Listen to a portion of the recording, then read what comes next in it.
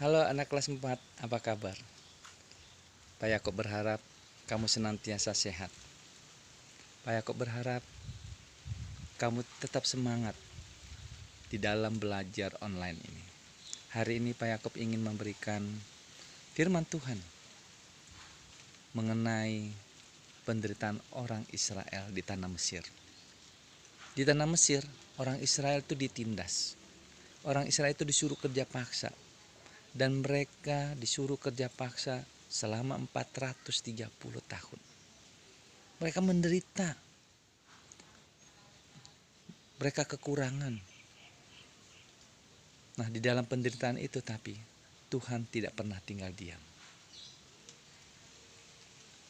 Tuhan datang melihat penderitaan orang Israel. Lalu Tuhan mengutus Musa, hambanya, untuk membebaskan bangsa Israel ini dari tanah Mesir. Musa datang kepada Firaun, memohon supaya Firaun mengizinkan orang Israel untuk beribadah kepada Tuhan. Tapi apa yang terjadi? Yang terjadi adalah Firaun tidak mengizinkan. Firaun malah menindas orang Israel. Lebih gawat lagi, lebih berat lagi. Akhirnya Tuhan menghukum Firaun bersama dengan rakyatnya di Mesir, yaitu dengan mendatangkan tulah. Tulah itu adalah hukuman. Dari hukuman pertama sampai ke-9, Firaun tetap tidak mau mengizinkan. Sekalipun tulah itu membuat menderita Firaun dengan rakyatnya. Oleh sebab itu pada tulah yang ke-10, Musa dipanggil sama Tuhan. Musa, sini. Pada tulah yang ke-10 ini kamu harus melakukan yang aku firmankan. Yaitu yang pertama, potong domba jantan. Makan dagingnya, darahnya dipercikkan ke pintu-pintu rumah orang Israel. Supaya pada saat Tuhan datang ke dalam negeri Mesir dan melihat ada darah di pintu-pintu orang Israel, maka Tuhan tidak akan menghukum orang Israel dan tidak akan ada kematian anak sulung di Israel karena ada darah. Ingat, karena ada apa? Ada darah.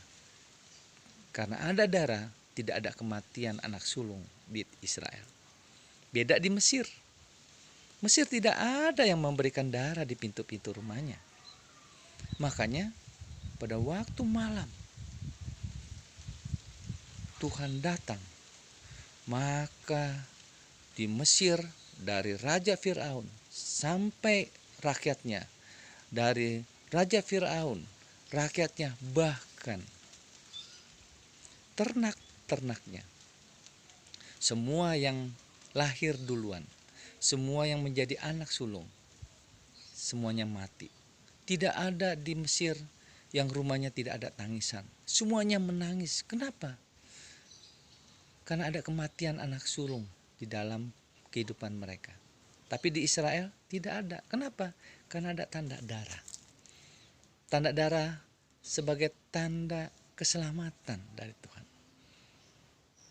Akhirnya orang Israel disuruh pergi oleh orang Mesir. Mereka dibolehkan keluar. Karena apa?